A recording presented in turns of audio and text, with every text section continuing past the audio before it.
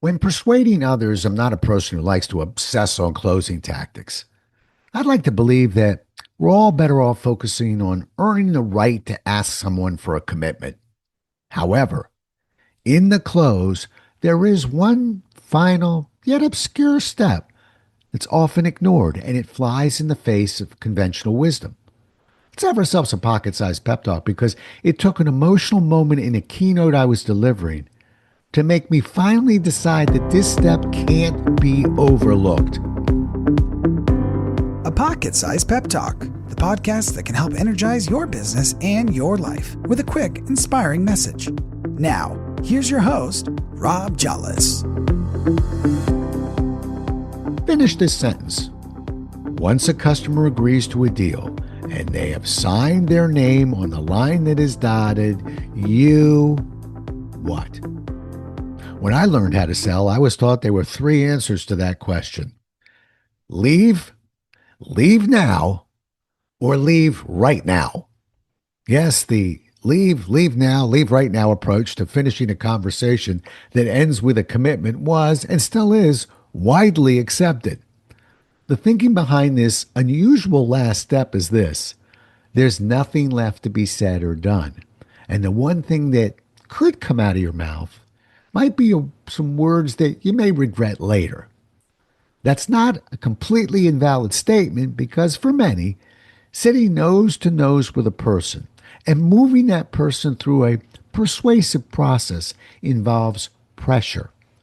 When that person says yes, the pressure is removed, and so is our full concentration. That might lead to words we could regret. That said, my gut still told me that it was important to have a few simple, well-rehearsed words that reassured my customer that he or she made a wise decision. I also wanted to thank them, and I didn't think there was any harm in that. Of course, I never really told my bosses, and I made this an optional step in the sales training classes I delivered. Until some years ago, when I spoke at the Baltimore Hostage Negotiation Seminar. A comment that day changed my tune. It was a large seminar of about 1,000 participants. There were hostage negotiators, SWAT team members, police officers, and rescue professionals. If they carried a badge, they were there. That day was one of those days I chose to mention that I offer a careful, well-rehearsed remark to reassure my customers regarding the decision they've committed to. After I made my suggestion, a police officer walked up to a microphone out in the audience and spoke these words. Mr. Jollis, I happen to agree with your suggestion. 2 months ago, I was on the phone communicating with a suspect for almost 40 hours. Took me 20 hours and I got the children out of that house. Took me 10 more hours and I got the wife out of the house. 10 hours later, I was able to get the suspect out of the house. However, my highest realistic level of commitment was getting this person to come out, but not without leaving his gun behind.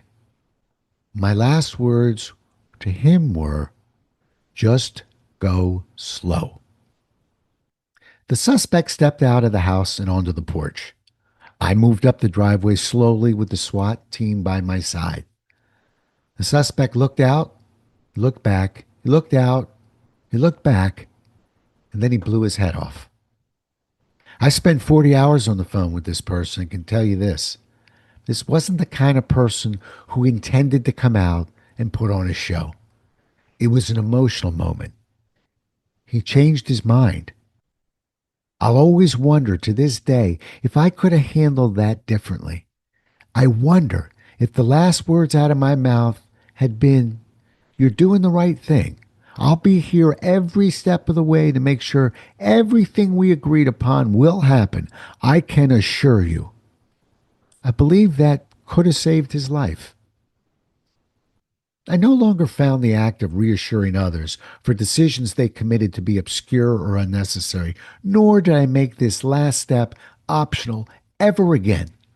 The message is clear. Our job is not finished when we receive a commitment to a decision we helped others make.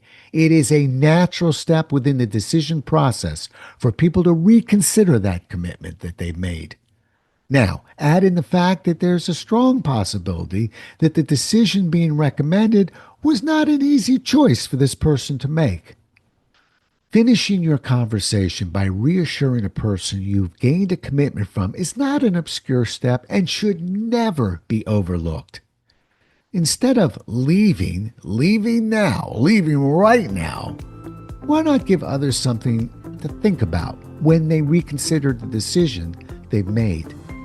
Let them hear your voice in their mind telling them this: you're doing the right thing. I'll be here every step of the way and make sure that everything we agreed upon will happen. I can assure you. Now, you can leave. Thanks so much for listening. If you enjoyed today's show, please rate and recommend it on iTunes, Outcast, or wherever you get your podcasts. You can also get more information on this show and Rob at jollis.com.